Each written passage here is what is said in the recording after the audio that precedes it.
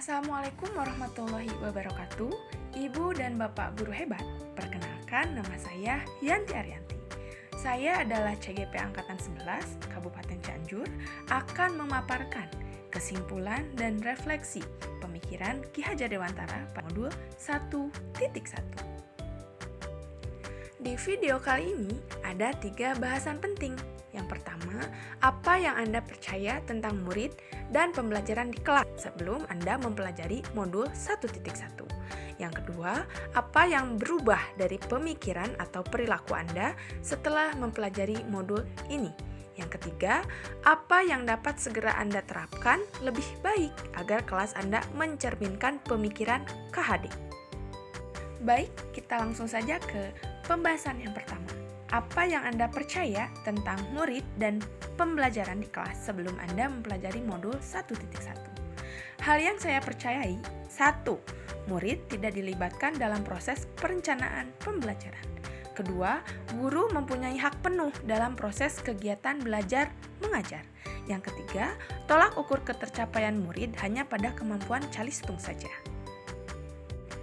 Selanjutnya, alasan saya mengapa mempercayai ketiga hal tersebut. Yang pertama, murid tidak dilibatkan dalam proses perencanaan pembelajaran karena saya berkeyakinan bahwa murid kelas 1 itu belum mampu menyampaikan pendapatnya, keinginannya, kebutuhannya, kritiknya, dan lain-lain dengan baik kepada guru. Kedua, pandangan saya bahwa guru memiliki peran yang sangat penting dalam kegiatan pembelajaran. Saya memiliki tanggung jawab untuk mengarahkan, mengajar, dan menginspirasi siswa dari awal masuk kelas hingga mereka pulang. Slide selanjutnya, saya beranggapan bahwa murid yang sudah bisa calistung berarti sudah mencapai tujuan belajar yang saya rancang sebelumnya. Pembahasan yang kedua, apa yang berubah dari pemikiran atau perilaku Anda setelah mempelajari modul ini? Setelah saya mempelajari modul filosofi pendidikan menurut Ki Hajar Dewantara, pemikiran atau perilaku saya berubah.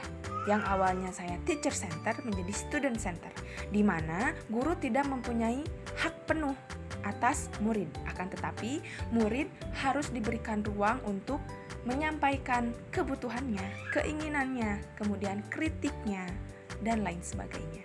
Kemudian, murid juga harus dilibatkan dalam setiap proses pembelajaran dari awal perencanaan hingga refleksi. Selanjutnya, anggapan saya yang salah, yaitu tolak ukur ketercapaian murid hanya pada kemampuan calistung saja.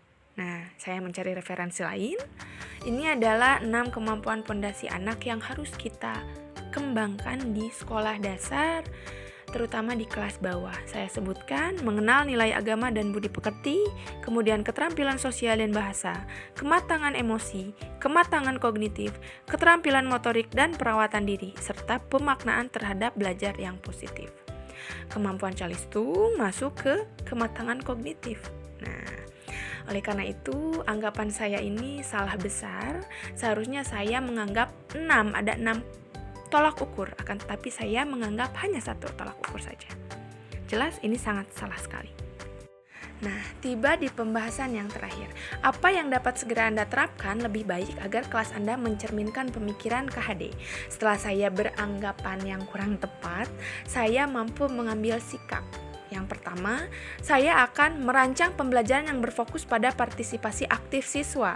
Saya akan memberikan kesempatan kepada siswa untuk berpartisipasi aktif dalam proses pembelajaran, menggunakan metode-metode yang mendorong dialog, diskusi, dan refleksi, sehingga murid merasa memiliki kontribusi dalam pembelajaran mereka atau student center. Kemudian, saya akan menerapkan pembelajaran yang holistik karena menurut Ki Hajar Dewantara, pembelajaran holistik adalah pendekatan pendidikan yang menekankan pada pengembangan seluruh aspek kepribadian anak secara seimbang. Artinya, tidak hanya fokus pada pengembangan intelektual atau kecerdasan kognitif, tetapi juga memperhatikan aspek-aspek lainnya seperti emosional, sosial, dan fisik. Itu saja yang dapat saya sampaikan. Terima kasih. Salam guru penggerak. Wassalamualaikum warahmatullahi wabarakatuh.